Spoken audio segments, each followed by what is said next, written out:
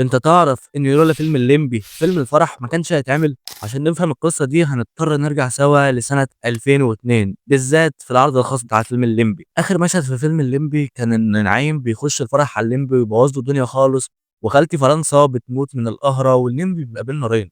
هل يكمل الفرح وياخد النقطه ولا يقلب الفرح عزا؟ مين بقى كان في العرض الخاص؟ اللي كان في العرض الخاص المخرج مجدي الهواري. اول ما شاف النهايه دي قام وخرج من قاعه السينما وهو متضايق جدا. فالسبكي المنتج واحمد عبد الله المؤلف اتفاجئوا لما شافوا مجدي الهواري خرج، وقالوا هو خرج ليه؟ هو ايه الغلط في الفيلم؟ وخرجوا وراه. فراحوا كلموه قال لهم ايه العبط اللي انتوا عاملينه ده؟ انتوا عايزين تبوظوا الفيلم؟ انتوا عايزين تطفشوا الناس من الفيلم؟ الفيلم كله كوميدي، جايين تسودوها في الاخر ليه؟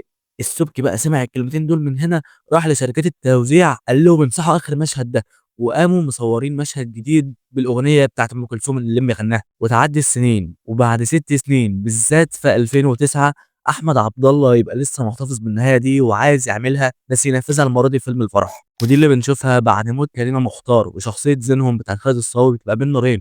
هل يكمل الفرح عشان يلم النقطه ولا يقلبه عزاء؟ والفيلم بيطرح لك الفرضيتين، وانا من وجهه نظري ان نهايه فيلم الفرح ان زينهم كنسل الفرح وقلبه عزاء زي ما شفنا في اخر الفيلم، وان كله مشى متراضي ومحدش مات ومحدش اتحرج. ما تنساش تكتب رايك في القصه دي تحت في الكومنتات وتعمل لايك وفولو وشير لو عجبك الفيديو. وبس كده.